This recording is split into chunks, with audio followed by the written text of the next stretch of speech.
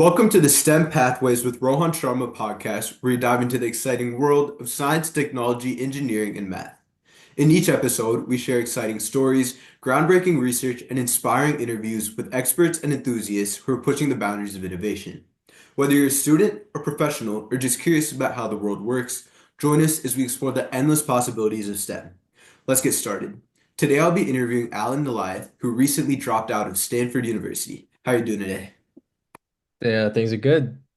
Yeah, so to get started, I wanted to ask what got you interested in computer science and STEM in general when you were in high school? Yeah, I actually was always like a strong math student. I loved math. I loved to think about it all the time. I still do.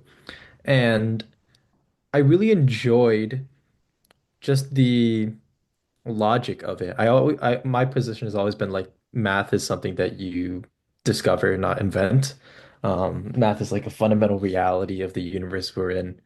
And I really enjoyed exploring it, working with it, as I'm sure many students are actually in high school, middle school, elementary school. Um, but one thing that was difficult for me was as I continued to progress in my mathematical career, I was a little bit worried as to the practical applications. How can I use the skill to actually make other people's lives better in some way? And I stumbled upon computer science actually. Initially, coding was pretty fun. And I actually started to go into robotics. And robotics was a good intro for me, where I was kind of forced to learn how to code just to kind of get things running, get things working. But being able to actually see the tangible results of a logical system, an autonomous program, was really exciting. And I kind of fell into a coding bug where we had I think a Java class sophomore year of high school, and it felt like second nature to me. It felt really easy. I worked with my um, computer science teacher, and he gave me some problems that were like a little bit ahead, and so I spent all my time working on fun problems in my free time, coding for fun.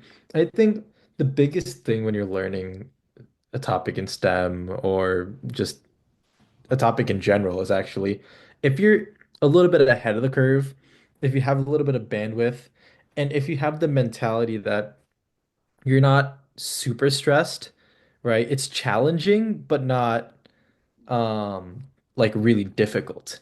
I think that's the sweet spot to be in, where you're like, okay, I'm learning new things, I'm constantly growing, but I don't have pressure on me that kind of holds you back. For example, like if you're behind in a course, you kind of just cram to learn things. But if you're ahead in a course, you're like, oh, I already know what's going on. I can explore at my own pace and kind of move ahead. And so everything seems easy in retrospect. Um, that was my first foray into computer science, where I felt like it came kind of naturally to me, but also I spent a lot more time on it than most other people. So it was quite enjoyable, and I think it just made a lot of sense to me as kind of reconciling the math, the logic with the science and kind of putting it into all one thing that I really love. Yeah. So what kind of extracurriculars were you involved in? A lot of them actually. The main thing though was robotics. I played a little bit of soccer, did some chess club. I did some speed cubing, which is solving Rubik's cubes really quickly. Um, that was probably some of the main activities. I also did like math team. That was something that was pretty fun. But yeah, those are the clubs that I had a lot of involvement in. Yeah. And out of all of them, I guess I noticed from your LinkedIn that you went pretty far in the robotics world. What was that like? Yeah, we went to Worlds. It was a good time. What Worlds look like in robotics is if you win some of your local competitions, you qualify for the state. If you win the state, you qualify for Worlds. There's no nationals because essentially Worlds is comprised of all the winners of the state competitions and like the national competitions outside of the United States. But it was a lot of fun. We had a great team. They were super talented. Some of the hardware people were like really great. The software people were really great. We had a good thought process. And one area I felt like I've always been good at is whenever I get a game or a strategy or something like that, I'm very good at thinking about how to go about things in an optimal way. And we found some pretty cool exploits in the actual competition that involved in like we were really accurate and really fast. So much so that we in like a 30-second autonomous period, we had like 7 or 8 extra seconds. And in that time we actually scored points for our teammate. So we did exceptionally well and placed very high overall. And we had the best autonomous program in the world ranking wise at the time. Yeah. So, when you were applying to colleges and getting your acceptances back, what made you want to go with Stanford? Actually, I wanted to. So I'm from Massachusetts. I'm in the Massachusetts area right now. Although we're based in San Francisco. I love Massachusetts. I love the East Coast, and it's such a nice area to be in. And so I actually wanted to stay in the East Coast and close to home so I could visit my family most often, which is very important to me. I think I applied to like 18 schools, 17 of which were like in the East Coast or like as far as around Chicago. The only school on the West Coast I applied to was Stanford because I was like, I don't want to go to California, but if I were to go to California, it'd only be for Stanford. And so I got into Stanford and it was a no-brainer. Yeah. So, and clearly with your whole startup and everything, that must be nice now, looking back. So, what was Yeah, it like being a freshman and wait, so you went up to your junior year before leaving, right? completed my junior year. Yeah. Oh, so what were your first 3 years like there?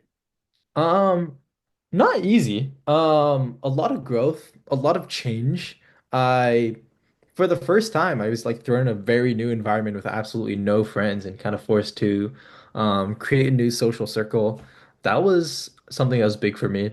Kind of navigating that environment and like figuring out what I want to do was also really big because in high school, I did a lot of software internships. And so I was like, okay, I like software engineering. It's fun. I want to go into software engineering when I grow up. Um, and so that was the mindset which I applied to college with. And I got to Stanford and I went there and I was like, even if I drop out of Stanford my freshman year, I could get a software job today.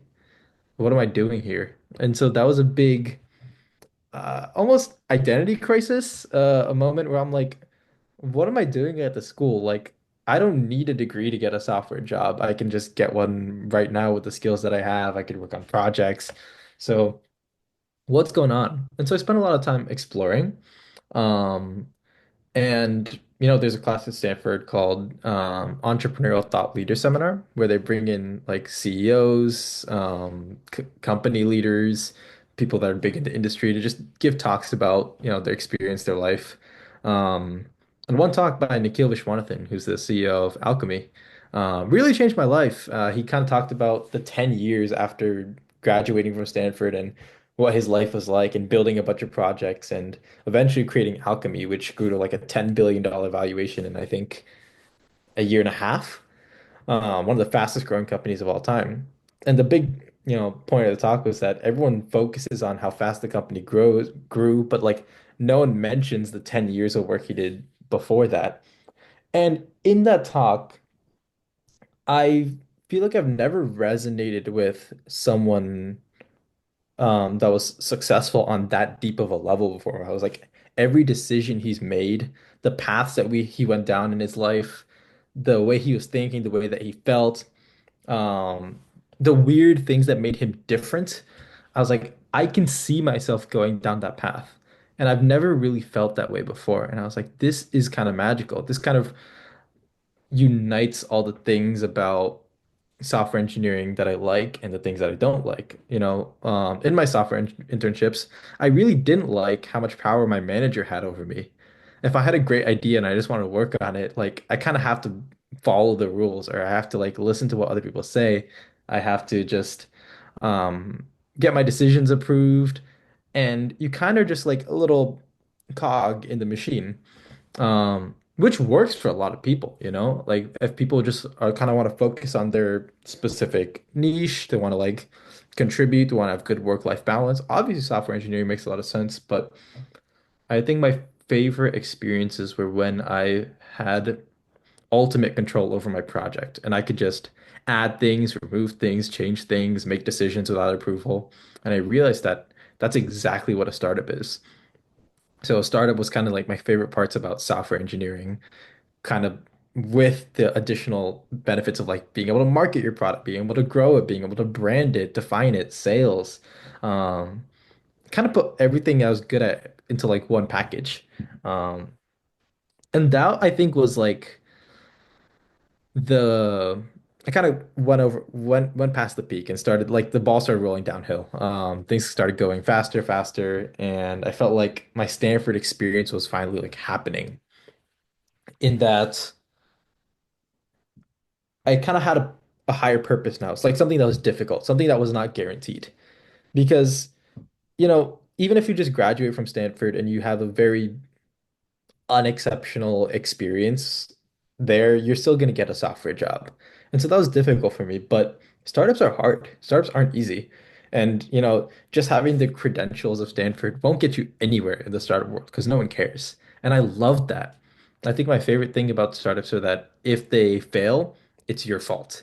If they succeed, it's your fault. It's kind of like chess, where, you can't have any excuse. There's no luck involved. It's just do you win? Do you lose? Did you make the right moves?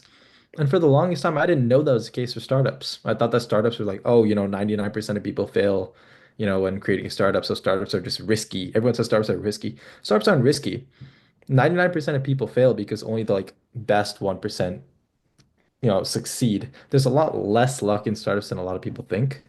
Um, which is why you see like exceptional people consistently found successful companies.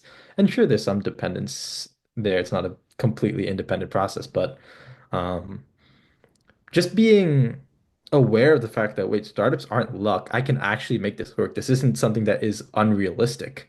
Changed a lot for me. Yeah. So, when you're at Stanford, you started something called the Stanford Startup Society. What'd you do there?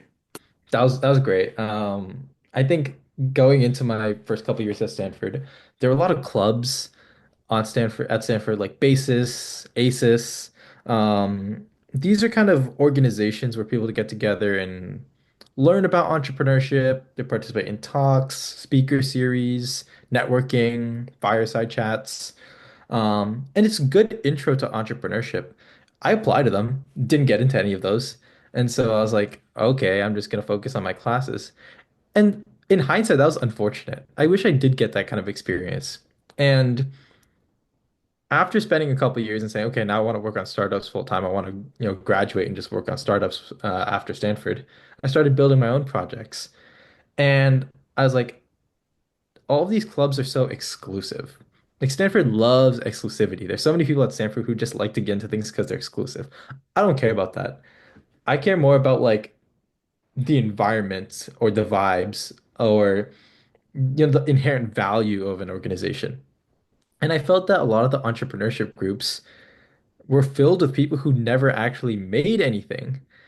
That I'm not saying that like that's all of them, but like it didn't make sense that there could be people as part of an entrepreneurship group that don't build anything, that just kind of like talk all the time. Um, no shade there, but I was like, that's weird. I just wish there was a place where I could go. I could just focus on building things and be surrounded by other people who build things. There was a company called BuildSpace who actually did that exact thing, and they're wonderful. Unfortunately, they shut down, but it's a magical space, a magical experience. And I was like, it's ridiculous that something like this doesn't exist at Stanford, where you could just go and just build things and be surrounded by other people. There's stuff like friends and family, basis hacker hours that used to exist, but just stopped. And so in their absence, I was like, something kind of has to happen. And ideally, I didn't want to create a club. I didn't want to create a group because it just took too much time, in all honesty. But I felt that just getting people together and talking about building things and getting feedback was powerful. And it was a lot of fun. It was probably some of my favorite things I ever did at Stanford, just like every Sunday hanging out for like 4 or 5 hours, just building things with friends. Yeah. So, when did you first get the idea for Friday? Yeah, it was last year as part of like a hackathon I was doing.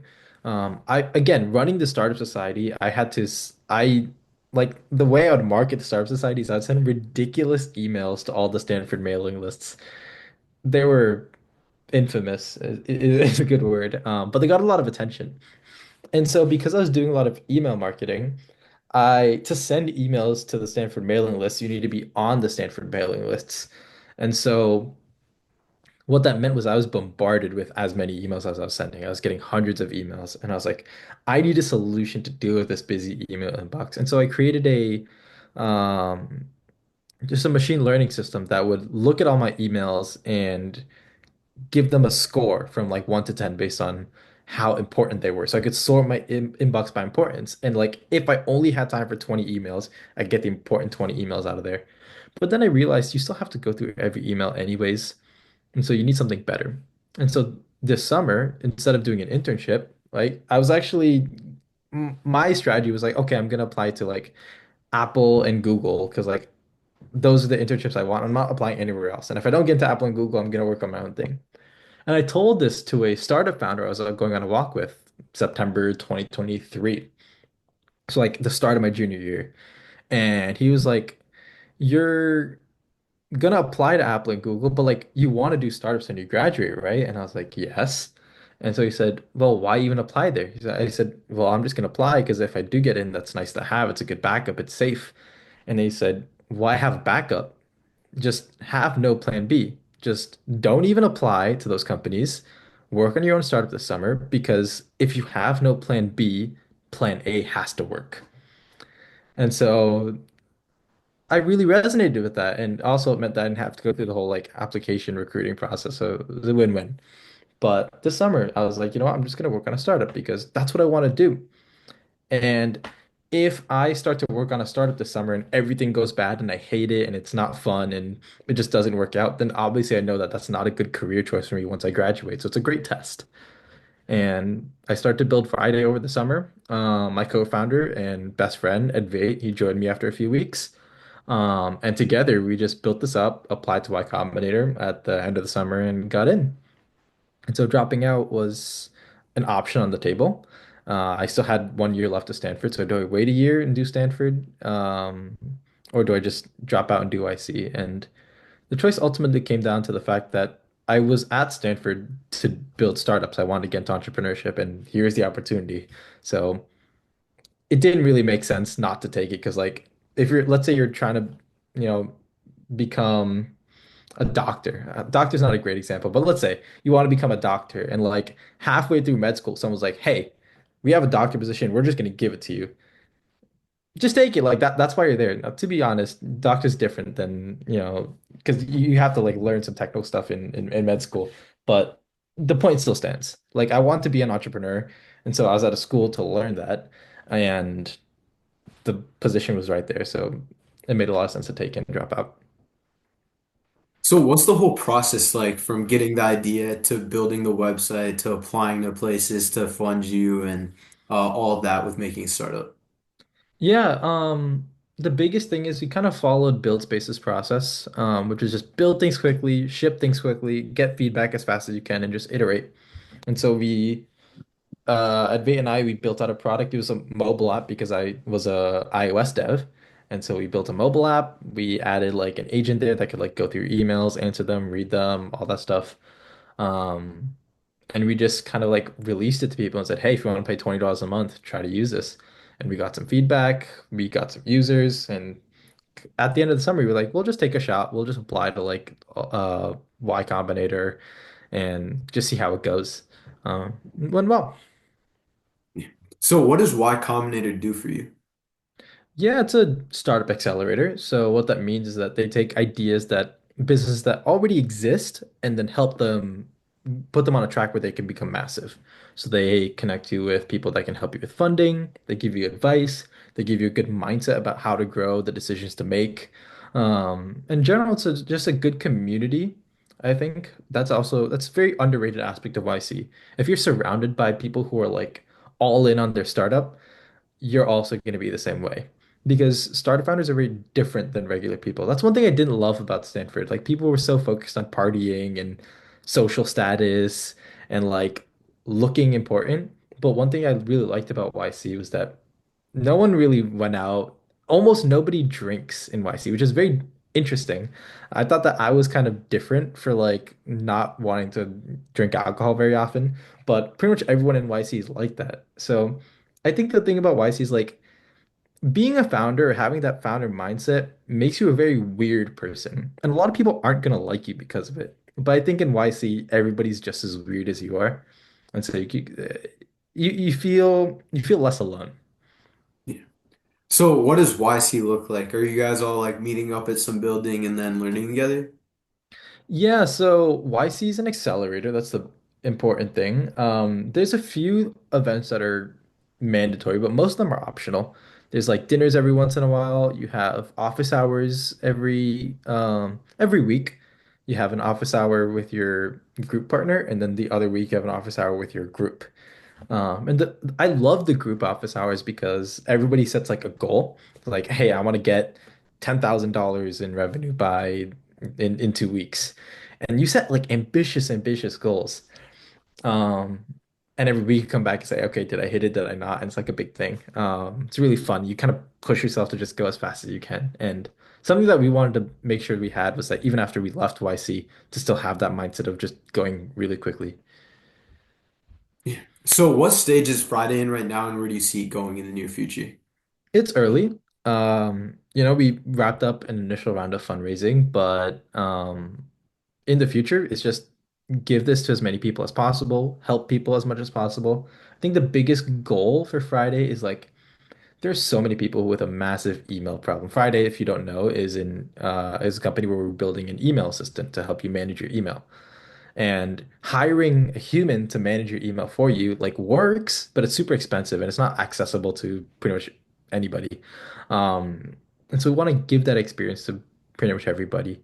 Um, and so analyzing what are the pains people have with their email and what takes them the most time and how can you make that easier using the artificial intelligence technology we have um, is important. And so I think the biggest goal is to, yeah, help make that process as painless as possible.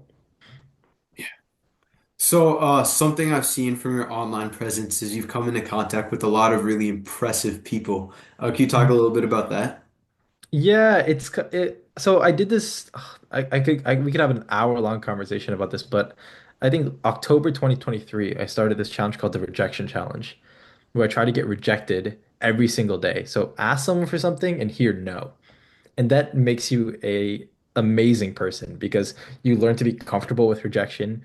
You learn to like see opportunities where they don't exist for most people.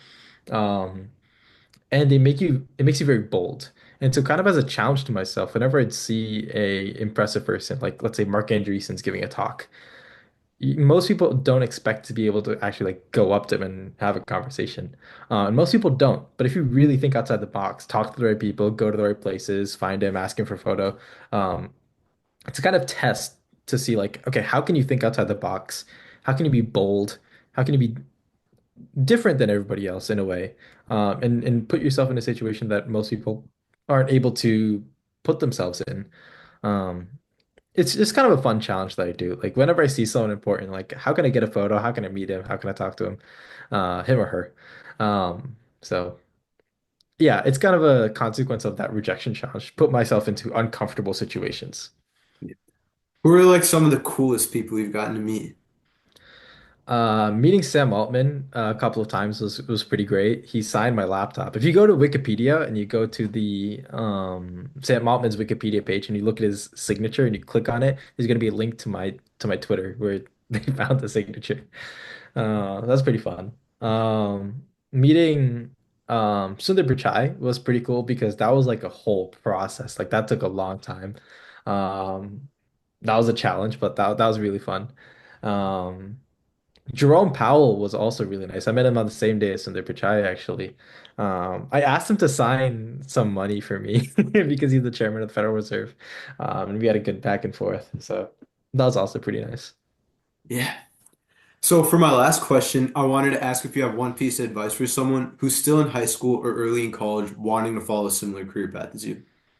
Yeah, if you want to get into entrepreneurship or really any job, just do the job. So in startups, right? Just like build something, right? If you let's say you're super passionate about robotics. Find a small robot, build it, see if someone wants to use it. Find a problem and like solve it. That's what entrepreneurship is really about. It's not about making money. It's not about building a big thing. It's about like how can you solve the most problems for the most people? And so whatever that is, try it out because you're gonna learn so much that your classes aren't even gonna teach you.